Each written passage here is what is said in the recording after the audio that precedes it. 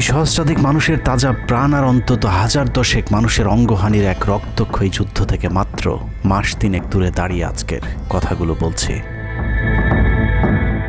শহরের রাস্তায় এখনো শহীদ ওয়াসিমদের রক্তের ছোপ ছোপ দাগ লেগে আছে। স্বাভাবিক জীবনে ফিরতে পারেনি এখনো শহীদের পরিবারগুলো। ইয়ামিনের মা হয়তো কাউকে পেলেই জানতে চাইছে আমার খোকার উপর কিসের এত রাগ ছিল ওদের। সে প্রশ্নের উত্তর হয়তো কেউ কোনোদিন দিতে পারবে না। বুকের ভেতর গুলি নিয়ে নিস্তেজ পড়ে থাকা শরীরটাকে ওরা যেভাবে কুকুরের মতো টেনে হিঁচড়ে খেয়েছে, সভ্য এই সমাজে সেই উত্তর কি আসলেই আছে? পুড়ে যাওয়া লাশগুলোর কথা মনে করে সারা জীবন হয়তো হৃদয়টা পুড়তে থাকবে হতভাগা সেই মায়েদের। শহীদ ওমরের মা এখনো মানুষ পেলেই হয়তো প্রশ্ন করছে, আমার ছেলের বুকে ওরা এতগুলো গুলি কেন করলো? মারার জন্য তো একটা গুলি যথেষ্ট।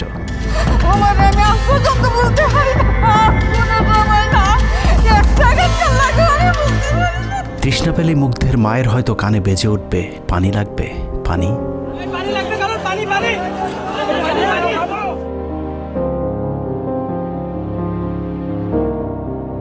শুনেছি স্বাধীনতা অর্জনের চেয়ে রক্ষা করা অনেক কঠিন।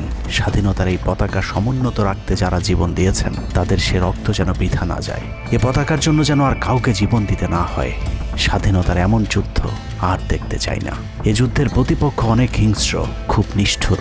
ওরা বুকে গুলি নিয়ে কাতরাতে থাকা মানুষকেও শান্তিতে মরতে দেয় না। ওরা আরও রক্ত চায়। 15 বছর মুসলিম নিধন করে ওদের এতটুকু অনুশোচনা নেই। রক্তের নেশায় এখনো বুঁদ হয়ে আছে হিংস্র পশু আত্মাগুলো। এদিকে এক পক্ষ নিজেদেরকে বিজয়ী ভেবে ঘরে ফিরেছে। ঘরে ফেরার আগে যাদের বাড়ি ঘরে আগুন দিয়ে ঘর থেকে বের করেছিল, সেই শত্রুকেই আবার তুলে নিয়েছিল নিজেদের ঘরে। ছাত্রলীগ নিষিদ্ধের কথা বলছে। এই নিষিদ্ধ করবার ম্যান্ডেটটা, নিষিদ্ধ করবার অধিকারটা তাদেরকে কে দিল? তারা এদেশের মানুষ, রাজনীতি করার অধিকার সকলের আছে। আমাদের কেড়ে নেওয়া যেমন অন্যায় ছিল, আমরাও আরেকজনের কেড়ে নেওয়ার অধিকার, এটা আমরা এভাবে বলি। আওয়ামী মানবরূপী দানব ঘাড়ের উপর বিষাক্ত কার্বন ডাই অক্সাইড ফেলছে, আর আমরা সেটাকে অক্সিজেন ভেবে বুকে নিচ্ছি। বিষাক্ত সাপ থেকে নিরাপদ না হয়ে সাপ নিয়ে খেলার পরিণতি কি হতে পারে সেটা বুঝতে খুব বেশি দেরি করবার প্রয়োজন নেই। আমার এই বার্তা আপনাদের কাছে পৌঁছানোর কয়েক ঘন্টা পরেই আপনার ঘরে যে শত্রুকে জায়গা দিয়েছিলেন তাদের সেই বিষমাখা মুখের বিষ আপনার গায়ে নেয়ার জন্য প্রস্তুত থাকুন। পূর্ব দিকে তাকিয়ে দেখুন, আকাশ আবারও কালো হয়ে এসেছে। ঘুটঘুটে অন্ধকার দেখে ঝড়ের গতি যতটুকু ভাবছেন অন্ধকারের সেই ঝড়ো বাতাস আসলে আলোর চেয়েও বেশি গতি নিয়ে ধেয়ে আসছে সবকিছু লণ্ডভণ্ড করে দিতে। প্রলয়ঙ্করী সেই ঝড়ের কবল থেকে প্রিয় মাতৃভূমিকে বাঁচাতে হলে দেশ রক্ষার পবিত্র দায়িত্ব যাদেরকে দেয়া হয়েছে, চলুন দেখে আসি তারা আসলে কতটা প্রস্তুত। জুলাইয়ের মাঝামাঝি পর্যন্ত সেনাবাহিনী ছাত্র আন্দোলন নিয়ে তেমন মাথা ঘামায়নি। ছাত্রলীগ যেদিন ঢাকা বিশ্ববিদ্যালয়ের ছাত্রীদের উপর আক্রমণ করেছিল, মূলত সেদিন থেকে সেনাবাহিনীর অভ্যন্তরীণ বিভিন্ন গ্রুপগুলোতে আলোচনা সমালোচনা শুরু হয়। 17 তারিখ সকল ডিভিশনের জিওসিরা অফিসার এবং সৈনিকদেরকে কোনো ধরনের গুজবে কান না দেওয়ার পরামর্শ দেন। জিওসিদের পক্ষ থেকে সাফ জানিয়ে দেওয়া হয় সরকার মিসক্রিয়েন্টদের বিরুদ্ধে যথাযথ ব্যবস্থা নিচ্ছে, এটা নিয়ে সেনাবাহিনীর মাথা ঘামানোর কিছু নেই। 11 ডিভিশনের মেজর জেনারেল খালেদ আল মামুন, 55 ডিভিশনের GOC major general Mahbubur Rashid এবং কুমিল্লা ডিভিশনের জিওসি জাহাঙ্গীর আলম ছিলেন সবচেয়ে বেশি আক্রমণাত্মক।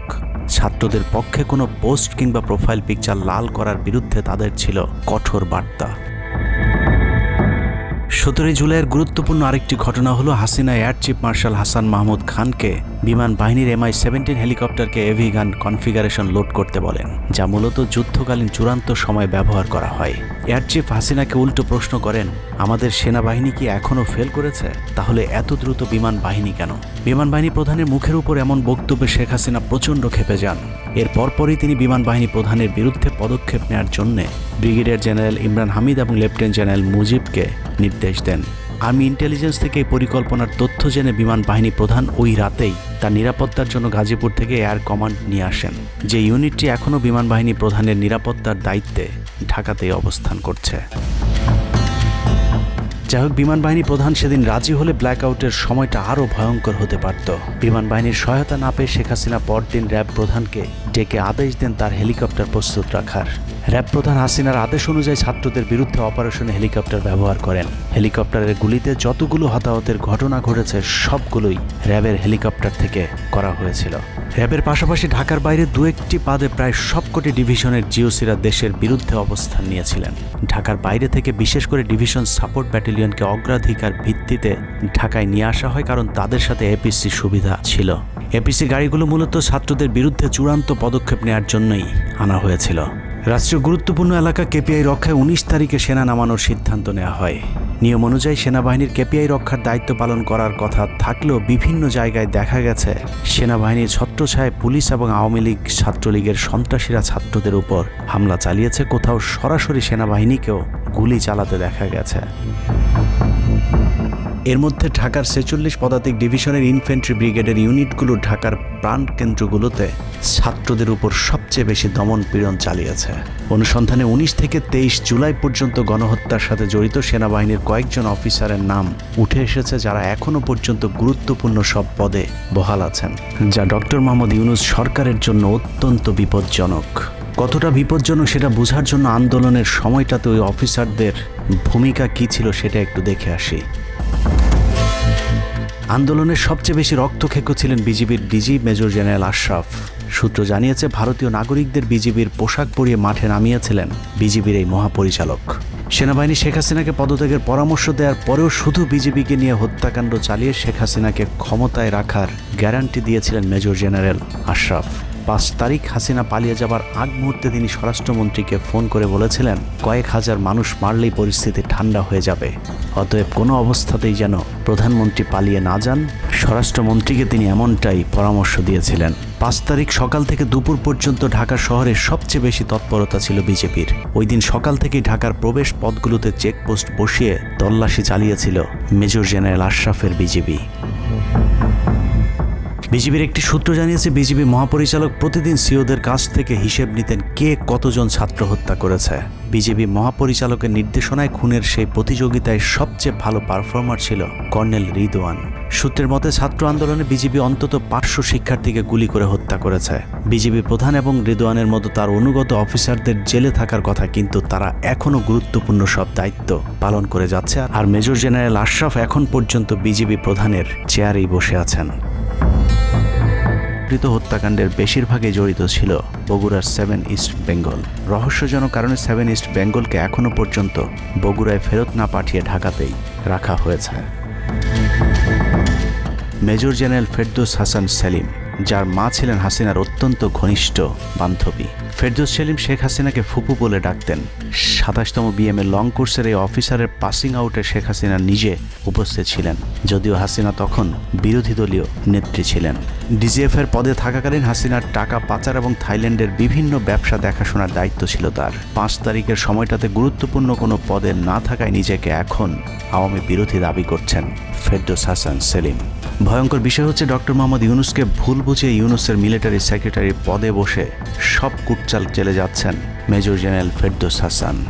গ্যারান্টি দিয়ে বলে রাখলাম, সুযোগ পেলে সবার আগে ডক্টর মোহাম্মদ ইউনূসের মিলিটারি সেক্রেটারি নিজেই ইউনূসের গলা চেপে ধরবে। অতএব যত দ্রুত সম্ভব ডক্টর মোহাম্মদ ইউনূসের মিলিটারি সেক্রেটারির পদ থেকে তাকে সরাতে হবে।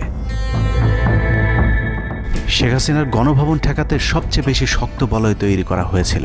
অনুসন্ধানে জানা যায় শেখ হাসিনাকে রক্ষা করতে গণভবনের আশপাশে সেনাবাহিনীর অন্তত 13টি অস্থায়ী চেকপোস্ট বসানো হয়েছিল, যেখানে east Bengal regiment, field regiment artillery, Bangladesh infantry regiment, infantry brigade headquarter সহ সেনাবাহিনীর বেশ কয়েকটি চেকপোস্ট বসানো হয়েছিল শুধুমাত্র শেখ হাসিনাকে রক্ষা করার জন্য।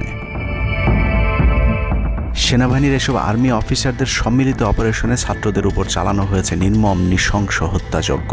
কিন্তু এই হত্যাকাণ্ডই সেনাবাহিনীর ভেতরে থাকা দেশপ্রেমিক অফিসারদের বিবেকের দরজা খুলে দিয়েছিল। 20 থেকে 23 জুলাই ইন্টারনেট বন্ধ করে যে পৈশাচিক হত্যাকাণ্ড চালানো হয়েছে, সেই দৃশ্য যখন একের পর এক সামনে আসতে শুরু করেছিল, তখন সাধারণ মানুষ যেভাবে স্তম্ভিত হয়েছিল, ঠিক একইভাবে সেনাবাহিনীর বিবেকবান জুনিয়র এবং মধ্যম সারির অফিসারদেরকেও ব্যাপকভাবে নাড়া দেয়। ভিডিওগুলো যত ছড়িয়ে পড়ছিল ততই থমথমে হয়ে উঠতে থাকে সেনাবাহিনীর অভ্যন্তরীণ পরিবেশ। 27 তারিখ প্রাপ্ত গোয়েন্দা তথ্যের ভিত্তিতে সেনাপ্রধানকে জানানো হয় পরিস্থিতি নিয়ন্ত্রণের বাইরে চলে যাচ্ছে। কোনো অবস্থাতেই প্রধানমন্ত্রীকে ক্ষমতায় রেখে পরিস্থিতি নিয়ন্ত্রণ করা সম্ভব নয়। গোয়েন্দা ওই রিপোর্টে আরও জানানো হয় সেনাবাহিনীর ভেতরে বিদ্রোহের আশঙ্কা দেখা দিয়েছে।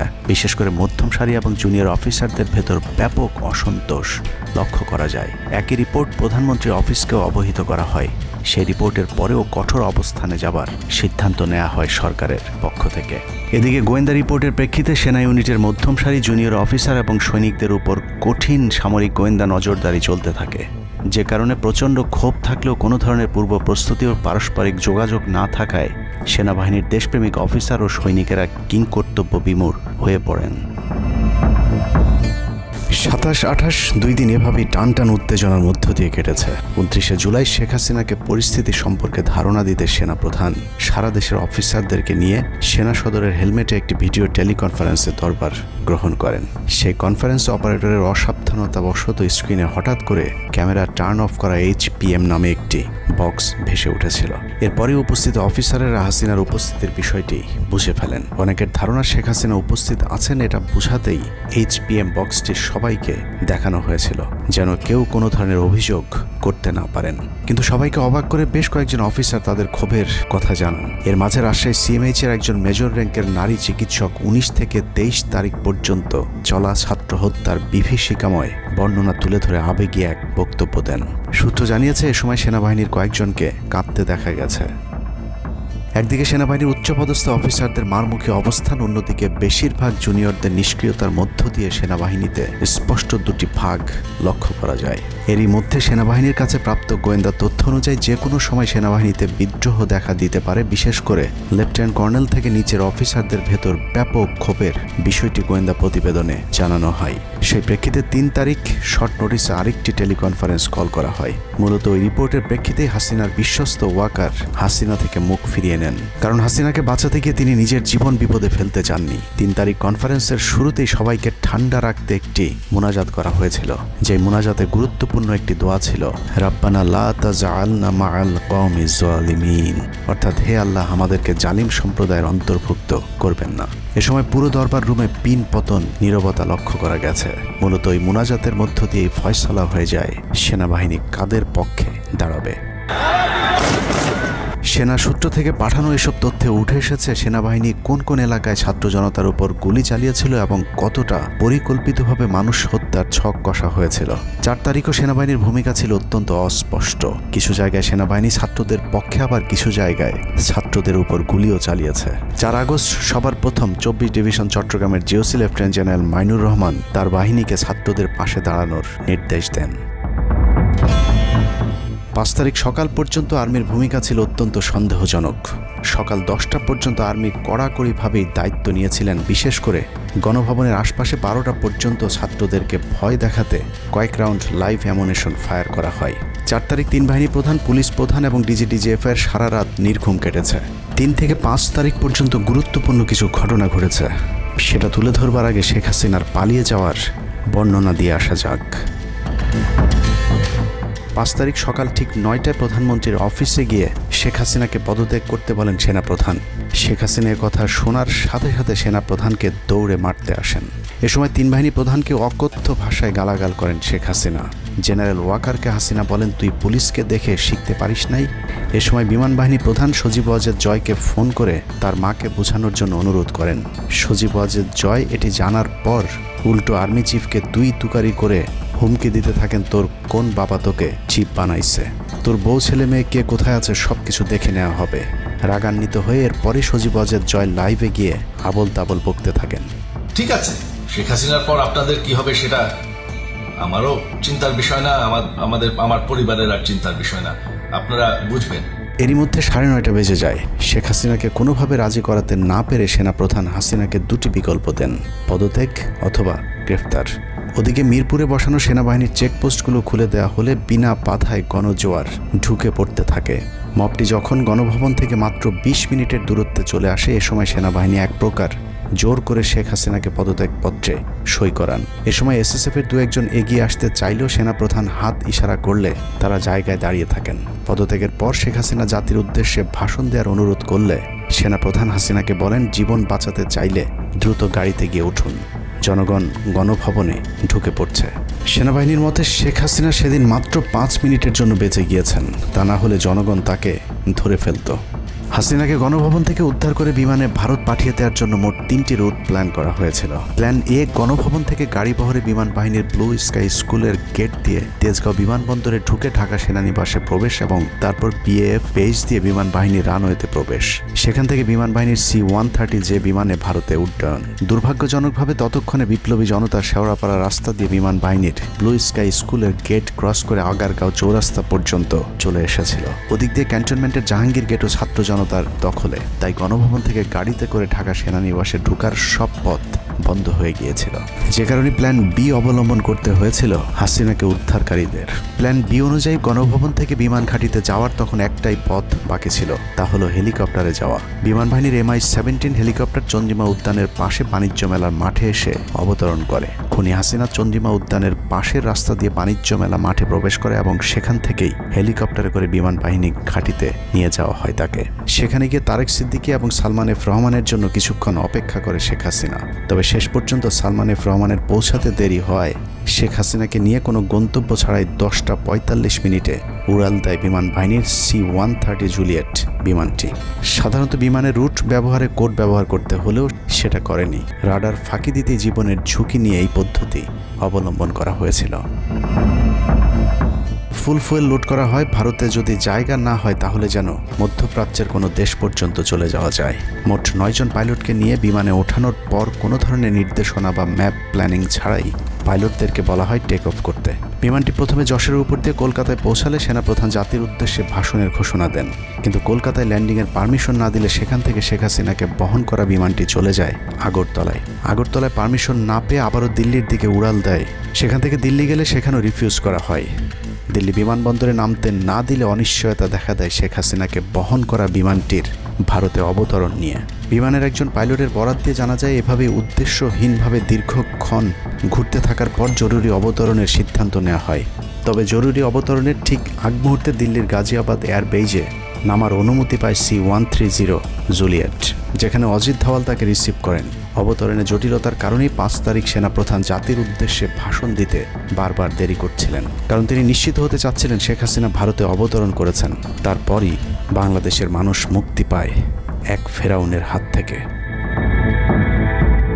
হাসিনা পালিয়ে যাওয়ার সেই খবর পৃথিবীর সবাই জানে, কিন্তু 3 থেকে 5 তারিখ পর্যন্ত ক্যান্টনমেন্টে কিছু ঘটনা ঘটেছে যেই ঘটনা এখনও আমাদের কাছে অজানা। 3 তারিখ সেনাপ্রধানের ওই ভার্চুয়াল মিটিংয়ের পর মোটামুটি নিশ্চিত হয়ে যায় শেখ হাসিনা অধ্যায় বাংলাদেশে শেষ। শুরু হয় ভারতের প্ল্যান বি বাস্তবায়নের প্রক্রিয়া। 3 তারিখ রাতে আসিফ নজরুলের সাথে ডিজিএফআই কার্যালয়ের পাশের একটি ভবনে আসিফ নজরুলের ঘনিষ্ঠ বন্ধু major general Hamid, lieutenant general Mujib এবং মেজর জেনারেল ফেরদৌস সেলিমের একটি গোপন বৈঠক হয়, যেখানে ভারতীয় গোয়েন্দা সংস্থার 16 জন কর্মকর্তা উপস্থিত ছিলেন। মূলত 5 তারিখ শেখ হাসিনা পদত্যাগ করার পর করণীয় নির্ধারণ করতেই ওই বৈঠক অনুষ্ঠিত হয়। দীর্ঘ বৈঠক শেষে মোট 3টি বিকল্প নির্ধারণ করা হয়। প্রথমটি জরুরি অবস্থা জারি করে সেনাবাহিনীর হাতে ক্ষমতা দেয়া, দ্বিতীয়টি আসিফ নজরুলকে প্রধান উপদেষ্টা করে একটি অন্তর্বর্তীকালীন সরকার গঠন। অন্তর্বর্তীকালীন সরকারের ভেতরে যেন ভারতীয় বলয়ের লোকজন বেশি সংখ্যায় রাখা যায় সেটা নিশ্চিত করার ব্যাপারেও আলোচনা হয় বৈঠকে, এবং সেটা নিশ্চিত করতে আসিফ নজরুলের পেছনে সেনাবাহিনীর ওই অংশটির সর্বোচ্চ সাপোর্ট থাকারও নিশ্চয়তা দেওয়া হয়। মূলত আসিফ নজরুলকে সামনে রেখে সেনাবাহিনীর মাধ্যমেই দেশ চালানোর পরিকল্পনা করা হয়েছিল 3 তারিখের ওই গোপন বৈঠকে। 4 তারিখ 3 বাহিনী প্রধানের মধ্যে দফায় দফায় বৈঠক চলেছে। সেই বৈঠক থেকে সিদ্ধান্ত হয় 5 তারিখ সকাল 9টার মধ্যে শেখ হাসিনাকে চূড়ান্তভাবে পদত্যাগের বিষয়টি জানিয়ে দেওয়া হবে। এর পরপরই আসিফ নজরুলকে আবারও ক্যান্টনমেন্টে ডেকে আনা হয় এবং শেখ হাসিনার পদত্যাগের পর আওয়ামী নেতা কর্মীদেরকে যতটা সম্ভব নিরাপত্তা দেয়া, বেসরকারি বিভিন্ন প্রতিষ্ঠানগুলোতে যতটা সম্ভব আগের কর্মকর্তাদেরকে রেখে দেয়া এবং বিটিআর হত্যাকাণ্ড নিয়ে কোনো ধরনের পদক্ষেপ না নেওয়ার সহ বেশ কিছু করণীয় ঠিক করে দেওয়া হয়। দীর্ঘ সেই আলোচনার কারণে 4 তারিখ সারা রাত ক্যান্টনমেন্টে অবস্থান করেছেন আসিফ নজরুল। তাৎক্ষণিক আসিফ নজরুলের কাঁধে 2টি দায়িত্ব দেওয়া হয়: আর্মির প্রতি সকলের আস্থা তৈরি করা এবং হাসিনার পদত্যাগের পরপর ছাত্রদেরকে সেনাবাহিনীর নিয়ন্ত্রণে নিয়ে আসা। কথা মতো আসিফ নজরুল 4 তারিখ রাত এবং 5 তারিখ খুব সকালে ক্যান্টনমেন্টে বসে ফেসবুকে তিনি দুটি পোস্ট করেন। পোস্টের প্রথমটি 4 তারিখ রাতে সেনাবাহিনীকে প্যাট্রিয়ট সম্বোধন করে করা হয়, যেন সেনাবাহিনীর প্রতি ছাত্র জনতার আস্থা বেড়ে যায়, এবং পরেরটি সংখ্যালঘুদের বাড়িঘরে হামলা না চালানোর অনুরোধ করে পোস্ট করা হয়। দুপুর 12টার আগে আসিফ নজরুলের করা হিন্দুদেরকে নিয়ে ওই পোস্টে প্রমাণ করে আসিফ নজরুল আগে থেকেই জানতেন কিছুক্ষণ পর আসলে কি ঘটতে যাচ্ছে। আমরা এখন আর্মি চিফের সাথে একটা আলোচনায় আছি। আমি যতটুকু ওনার সাথে কথা বলেছি আমার কাছে মনে হয়েছে, আশা করছি আপনাদের জন্য অনেক বড় সুসংবাদ আসছে। বিজয়ের খবর আগেই জেনে যাওয়াটা সমস্যা না, কিন্তু সমস্যা হলো আসিফ নজরুল সবাইকে আন্দোলনের কেন্দ্রবিন্দু ঢাকা বিশ্ববিদ্যালয়ে যেতে না বলে ক্যান্টনমেন্টের সুখবরের অপেক্ষায় থাকতে বলেন। মূলত আসিফ নজরুলের ওই ফাঁদে পা দিয়ে ছাত্র জনতার জুলাই আগস্ট বিপ্লবের বিজয় হাতছাড়া হয়ে গিয়েছিল। ছাত্রনেতাদের সরলতাকে কাজে লাগিয়ে আসিফ নজরুল নাহিদ আসিফদেরকে সেনাপ্রধানের কাছে আসতে বলেন। নাহিদ, আসিফ, মাহফুজরা সেনাপ্রধানের কাছে যাবার আগে আসিফ নজরুলের প্রধান উপদেষ্টা হবার বিষয়টি চূড়ান্ত হয়ে যায়। সমন্বয়কেরা পৌঁছানোর পর সেনাপ্রধান তাদেরকে জানায় আসিফ নজরুল হচ্ছেন প্রধান উপদেষ্টা, কিন্তু ছাত্ররা ডক্টর মোহাম্মদ ইউনুসকে প্রধান উপদেষ্টা বানানোর দাবি করলে আসিফ নজরুল তাদেরকে জানায় ডক্টর ইউনুস প্রধান উপদেষ্টা হতে রাজি নয়। কিন্তু ছাত্রনেতাদের সাথে ইউনুসের আগে থেকে যোগাযোগ ছিল, যে কারণেই সেনাপ্রধানকে ছাত্ররা জানায় আমরা ডক্টর ইউনুসের সাথে একান্তে কথা বলতে চাই। ছাত্ররা ডক্টর ইউনুসকে ফোন করলে তিনি জানান প্রধান উপদেষ্টা হতে চান না সেনাবাহিনী কিংবা আসিফ নজরুলের কাছে তার এরকম কোনো বার্তা তিনি দেননি। এরপর ছাত্র নেতাদের দাবির মুখে ইউনুসকে প্রধান উপদেষ্টা বানাতে বাধ্য হয় সেনাবাহিনী। ডক্টর মোহাম্মদ ইউনুসকে প্রধান উপদেষ্টা করা হলেও ক্ষমতার কেন্দ্রে থেকে যায় ভারত নিয়ন্ত্রিত ক্যান্টনমেন্টের মদতপুষ্ট আসিফ নজরুল, যাকে তারা সুনিপুণভাবে গেল এক যুগে তিলে তিলে তৈরি করেছেন। আসিফ নজরুল তার মন্ত্রণালয়ের বাইরেও সবখানে নিয়োগ থেকে বদলি বরখাস্তের একক ক্ষমতা ভোগ করতে থাকে। একদিকে সেনাবাহিনীর ছত্রছায়া আসিফ নজরুলের হাত ধরে ভারতীয় এজেন্টদেরকে গুরুত্বপূর্ণ সব পদে বসানো হচ্ছিল, অন্যদিকে চলছিল পুরো দেশ দখলের ভয়ঙ্কর ষড়যন্ত্র। কিন্তু ছাত্রদের চাপের মুখে আসিফ নজরুলের পরিবর্তে ডক্টর মোহাম্মদ ইউনুসের প্রধান উপদেষ্টা হবার বিষয়টি কোনোভাবেই মেনে নিতে পারেনি সেনাবাহিনীর ভারতপন্থী অংশটি, যে কারণে 5 তারিখ রাতেই একটি ব্যর্থ সেনাকুয়ের ষড়যন্ত্র করা হয়েছিল। 5 তারিখের পরপর ইউনুসের একের পর এক ভারতীয় আগ্রাসন বিরোধী বক্তব্যে আতঙ্কিত হয়ে ওঠে ভারতীয় বলয়, যে কারণে 8 তারিখ শপথ নেয়ার আগেই ডক্টর মোহাম্মদ ইউনুসকে হত্যা করে সেনাকুয়ের আরেকটি চেষ্টা চালায় সেনাবাহিনীর ওই অংশটি। 8 তারিখ ডক্টর ইউনুসের নেতৃত্বে নতুন সরকার শপথের ঠিক আগ মুহূর্তে একটি সেনাকুয়ের চেষ্টা করা হয়। কুয়ের নেতৃত্ব দেন লেফটেন্যান্ট জেনারেল মুজিব এবং মেজর জেনারেল হামিদুল হক।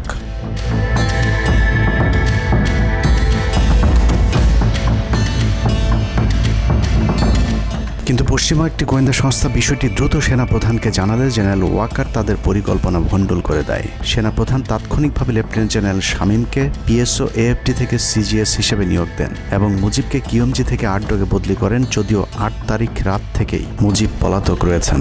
এরপর 12 সেপ্টেম্বর তাকে সেনাবাহিনী থেকে বরখাস্ত করা হয়। একই দিনে লেফটেন্যান্ট জেনারেল হামিদুলকে স্বেচ্ছায় অবসরে পাঠানো হয়। এনডিসি থেকে মেজর জেনারেল সাইফুলকে মিনিস্ট্রি অফ ফরেন অ্যাফেয়ার্স এবং চিফ অফ জেনারেল স্টাফ শাহিনকে এনডিসিতে পাঠানো হয়। কয়েকজনের ব্যাপারে পদক্ষেপ নেওয়াটা যেমন স্বস্তির, তেমনই ষড়যন্ত্রকারীদেরকে যেখানে বদলি করা হয়েছে তাদের প্রতিটি পদই অত্যন্ত গুরুত্বপূর্ণ, যা বর্তমান সরকার এবং দেশের স্থিতিশীলতার জন্য চরম বিপজ্জনক। কতটা বিপজ্জনক সেটা জানতে চলুন শুরুতেই যে প্রলয়ঙ্কারী ঝড়ের কথা বলেছিলাম সেখানে ফিরে যাওয়া যাক। ভারতীয় গোয়েন্দা সংস্থা 5 তারিখের পর থেকে দেশে নানাভাবে একটা সাম্প্রদায়িক দাঙ্গা বাঁধানোর চেষ্টা চালিয়ে যাচ্ছেন, যেটাকে কেন্দ্র করে বাংলাদেশে একটা সামরিক অভিযান চালানো যায়। এই দাঙ্গা বাঁধাতে ভারতীয় গোয়েন্দারা আওয়ামী লীগ, হিন্দু এবং ইসকনকে কিভাবে ব্যবহার করছে সেই পরিকল্পনার ছক এখন বাংলাদেশি গোয়েন্দাদের হাতে। একটি গোয়েন্দা সংস্থা থেকে যেসব তথ্য আমার কাছে পৌঁছেছে তা রীতিমতো এই দেশের অস্তিত্বের জন্য হুমকি স্বরূপ। আওয়ামী লীগ, হিন্দু আর ভারতের এই চক্রান্ত যদি সঠিকভাবে মোকাবেলা করা না যায় তাহলে অচিরেই বাংলাদেশের অবস্থা হবে হায়দ্রাবাদের মতো। জননেত্রী শেখ হাসিনাকে দেশ থেকে সরে যেতে বাধ্য করেছেন।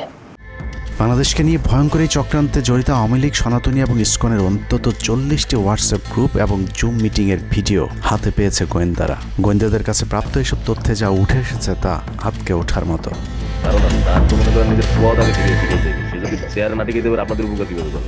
সেনাপ্রধান জামাত হলে এতদিন আওয়ামী লীগ বাইসে ফেলা দিত, ঠিক আছে? এটা তো আমাদেরও আওয়ামী লীগেরও একটা গেম হতে পারে, বলা যায় জামাত শিবিরের উপরে সব চাপা দিতে পারে, এটাও হতে পারে। এসব গ্রুপগুলোতে রীতিমতো বাংলাদেশের বিরুদ্ধে যুদ্ধের প্রস্তুতি চলছে। গ্রুপে তাদের সাথে সাবেক আওয়ামী লীগ সরকারের শীর্ষস্থানীয় নেতা থেকে বর্তমান সেনাবাহিনীতে চাকরিরত জেনারেল পর্যন্ত মাঝে মধ্যেই নাকি যোগ দিচ্ছেন। নানক ভাই থেকে শুরু করে আমাদের সুজিত দা, তারপর আরো অনেক টপ লেভেলের যারা মন্ত্রী, মিনিস্টার, প্রতিমন্ত্রী, তারপরে ইভেন কামাল ভাই। তো এখন বিষয়টা হচ্ছে যে ইভেন রাষ্ট্রপতির যে একেবারেই মানে কি বলে, তার যে একেবারে মানে রাইট হ্যান্ড সচিব, উনিও আমাদের সাথে 2 দিন জয়েন করছেন। তো এখন ওনারা আসলে ভালো হইতো, যারা যারা আসেন আসলে ভালো হইতো। অনেক আমাদের এখানে প্রায় 12 থেকে 13 জন আপনার এমপি এসে কথা বলেছেন, যেটা আপনারা জানেন না। ঠিক আছে, বাংলাদেশে একেবারে টপ লেভেল সামরিক বাহিনীর 4 থেকে 5 জন জেনারেল লেভেলের লোকজন ওনারা এসে এখানে বসে থেকে আমাদের লাইভ শুনে গেছেন। আমাদের প্রধানমন্ত্রী উনি নিজে এসে বসে থেকে গেছেন। গ্রুপের সবচেয়ে ভয়ঙ্কর তথ্য পাওয়া গেছে ভুয়া মুক্তিযোদ্ধা জেডাই খান পান্নার মেসেজ থেকে। আওয়ামী এই আইনজীবী শহীদ সাইফুল ইসলাম আলিফের হত্যাকাণ্ড নিয়ে চাঞ্চল্যকর তথ্য দিয়েছে জেডাই খান পান্না। একটি চ্যাটিংয়ে তিনি লিখেছেন, দাড়িওয়ালা উকিল বেশি হয়ে গিয়েছে, আরও 2-1টারে খেয়ে দাও, আদালতে আমরা আছি, এখন অল্প কদিন জেলে থাকলেও 30 তারিখের পরে পুরস্কার পাবা। আরেকটি মেসেজে তিনি লিখেছেন, সুযোগ হাতছাড়া হয়েছে তোমাদের কারণে, কালকে সব হয়ে যেত। পরিকল্পনা ছিল কুপিয়ে মারার পর হিন্দুদের বাড়িতে হামলা হলে ভারত থেকে ট্রুপ চলে আসবে। ওরা যেহেতু হামলা করেনি, তোমাদেরই উচিত ছিল নিজেরা নিজেদের বাড়িঘরে আগুন দেওয়া। পেছনের ঘটনা বাদ দিয়ে 30 তারিখের পরিকল্পনায় মনোযোগী হও সবাই। শহীদ আলিফ হত্যাকাণ্ড নিয়ে আরেকজন লিখেছেন, কালকে আদালতে একটা লাশ পড়বে, হিন্দু ভাইদের পাশে আমাদের সবাইকে থাকতে হবে, ব্রিগেড মেজরের কমান্ড মেনে চলতে হবে। 30 তারিখের কর্মসূচি নিয়ে গ্রুপটিতে সশস্ত্র যুদ্ধের মাধ্যমে দেশ দখলের ভয়ঙ্কর সব আলোচনা করার ভিডিও হাতে এসেছে আমাদের। তারা বাঙালির অস্ত্রগুলি আছে, এই অস্ত্রগুলি কোথায় আছে আমার কাছে অলরেডি খবর এসেছে। আমি নিউজ দিচ্ছি গোয়েন্দাদের মাধ্যমে। তারা বলেছে 5000-এর বেশি তারা অস্ত্র আনছে, M60 রাইফেল, সাইবার রাইফেল আছে, 47 রাইফেল আছে, তাদের কাছে অত্যাধুনিক। আলোচকদের একজন বলছিলেন, সাবেক এবং বর্তমান পুলিশের সমন্বয়ে 1700 অস্ত্রধারী গ্যারিলা প্রস্তুত করা হয়েছে 30 নভেম্বরের জন্য। আমরা ইতিমধ্যে কথা বলেছি, পুলিশ পার্টির কথা বলছি, পুলিশের অনেক উদ্যোগতা অতিরিক্ত আইন থেকে শুরু করে পুলিশ পার্টিরা এসে এসেছেন, ওনারা আমার সাথে কথা বলে আমাদের যোগাযোগ রক্ষা করছে। ঢাকা শহরকে কিভাবে ব্লক করা হবে সেই পরিকল্পনাও করা হচ্ছে এসব জুম মিটিংগুলোতে। আমাদের কাজে হলো আব্দুল্লাহপুর, আব্দুল্লাহপুর, আশুলিয়া, টঙ্গী আছে, আমরা উত্তরা ওইটা একটা ব্লক দিবেন, তাহলে আমরা খুব সহজে আমাদের কাজ সফল করব। সশস্ত্র যুদ্ধের জন্য পুরো দেশকে মোট 10টি বিভাগে বিভক্ত করা হয়েছে, যেখানে একজন করে ব্রিগেড মেজর নিয়োগ দেওয়া হয়েছে, যাদের সবাই দেশেই অবস্থান করছেন। এর মধ্যে গ্রুপে প্রাপ্ত জেডাই খান পান্নার নম্বরটিতে মেসেজ পাঠানো হলে মুহূর্তেই সাড়া দেন তিনি। কল করতেই গড় গড় করে সবকিছু স্বীকার করেন। জেডাই খান পান্না, জি আমি তাই। 30 তারিখ 50 থেকে 80 ভাগ পুলিশ, আনসার, এমনকি সচিবালয়ের আমলারাও তাদের পক্ষে মাঠে নামবে বলে স্বীকার করেন গেরিলা আক্রমণের পরিকল্পনাকারী জেডাই খান পান্না। আপনারা কি কোনো গেরিলা ইনভেশন হামলা করা যাবে? ঢাকার স্টুডেন্টরা যদি এখনো সাপোর্টার্স অর্গানাইজ হইতে নামে, এই অ্যাডমিনিস্ট্রেশনের 50% না 80% লোক নামে আসবে, পার্টিকুলারলি পুলিশ, আনসার এবং সেক্রেটারিয়েট থেকে। পালিয়ে যাওয়ার আগে এই ভিডিও প্রচারের সাথে সাথে রাষ্ট্রদ্রোহিতার অভিযোগে তাকে গ্রেফতার করতে হবে, তাহলে চক্রান্তকারীদের আরও পরিকল্পনার তথ্য পাওয়া যেতে পারে। ভবিষ্যতে এ ধরনের ষড়যন্ত্র বন্ধ করতে গ্রুপে থাকা সকলের মোবাইল নম্বর এবং চেহারা দেখে শনাক্তের পর দ্রুত গ্রেফতার করতে হবে। সূত্র জানিয়েছে, ডিজিএফআই প্রধানের প্রত্যক্ষ তত্ত্বাবধানে চলছে এসব দেশবিরোধী তৎপরতা। আর্মিকে ম্যাজিস্ট্রেসি পাওয়ার দেয়া হলেও তাদেরকে ক্ষমতা প্রয়োগ করতে দেওয়া হচ্ছে না, যে কারণে আওয়ামী লীগ নেতারা বেশিরভাগ এখনও দেশে থাকলেও তাদেরকে ধরা হচ্ছে না। অতএব সেনাবাহিনীর উচ্চপদস্থ হাসিনাপন্থী অফিসারদেরকে দ্রুত সেনাবাহিনী থেকে সরাতে হবে। 5 তারিখ সেনাপ্রধান যে ভূমিকা রেখেছেন তার জন্য তিনি অবশ্যই প্রশংসার দাবিদার, কিন্তু সেনাপ্রধানকে প্রমাণ করতে হবে তিনি আসলেই নায়ক নাকি খলনায়ক। 5 তারিখের পরেও সেনাবাহিনীর গুরুত্বপূর্ণ পদগুলোতে রদবদল না করা এবং গুম খুনের সাথে জড়িত অফিসারদের বিরুদ্ধে কোনো ব্যবস্থা না নেওয়া সহ বিডিআর হত্যাকাণ্ডের বিষয়ে দৃশ্যমান কোনো পদক্ষেপ না নেওয়া খুবই সন্দেহজনক। সূত্র জানিয়েছে, সেনাপ্রধানের স্ত্রীর সাথে প্রতিনিয়ত শেখ হাসিনার যোগাযোগ রয়েছে। অতএব সেনাপ্রধানকে দ্রুত তার অবস্থান পরিষ্কার করে সেনাবাহিনীর গুরুত্বপূর্ণ পদগুলোতে নতুন করে নিয়োগ দিতে হবে। সেনাবাহিনীর জুনিয়র এবং মধ্যম সারির অফিসার এবং সৈনিকদের সবসময় দেশের স্বার্থে যুদ্ধের জন্য প্রস্তুত থাকতে হবে। মনে রাখতে হবে সেনাবাহিনী আমাদের আস্থার প্রতীক। সিনিয়র অফিসারদের দেশবিরোধী আদেশ এলে সৈনিকদেরকে নিয়ে তাদেরকে প্রতিহত করতে হবে। মনে রাখতে হবে সংখ্যায় আপনাদের মতো দেশপ্রেমিকদের সংখ্যায় এখনও সেনাবাহিনীতে বেশি। দেশের যে কোনো প্রয়োজনে সেনাবাহিনী যদি জনগণকে ডাক দেয় তাহলে এ দেশের প্রতিটি মানুষ জীবন দেওয়ার জন্য প্রস্তুত রয়েছে। ডক্টর মোহাম্মদ ইউনূসের পাশে থাকা ভারতীয় গুপ্তচর আসিফ নজরুল, মিলিটারি সেক্রেটারি ফেরদৌস হাসান সেলিম এবং প্রেস সেক্রেটারি শফিকুল আলমকে দ্রুত সরাতে হবে। প্রধান উপদেষ্টার সাথে ছাত্র নেতাদের সাক্ষাতের পথ সহজ করতে হবে। আসিফ নজরুলরা অসৎ উদ্দেশ্যে মাহফুজ আলমকে তার পাশ থেকে সরিয়েছে। অতএব যত দ্রুত সম্ভব মাহফুজ আলমকে আবারও বিশেষ সহকারীর পদে ফিরিয়ে আনতে হবে। গুরুত্বপূর্ণ যে কোনো সিদ্ধান্তের ক্ষেত্রে নাহিদ এবং আসিফদের মতামত প্রধান উপদেষ্টাকে গুরুত্বের সাথে নিতে হবে। জেডাই খান পান্নাদের ষড়যন্ত্র এবার সফল না হলেও এই ষড়যন্ত্র চলতেই থাকবে। বাংলাদেশের প্রতিটি মানুষকে চোখ কান খোলা রাখতে হবে, মনে রাখতে হবে শত্রু আপনাদের ঘরের কোণেই। ভারত যদি বাংলাদেশে আক্রমণ করে তাহলে সবার আগে আওয়ামী লীগ আর শ্রীকৃষ্ণের ভক্তরাই আপনার গলায় ছুরি ধরবে। অতএব শত্রুরা যেন আবারও বাংলাদেশের স্বাধীনতাকে ভারতের কাছে বিক্রি করতে না পারে সেদিকে সবাইকে লক্ষ্য রাখতে হবে। আল্লাহ হাফেজ।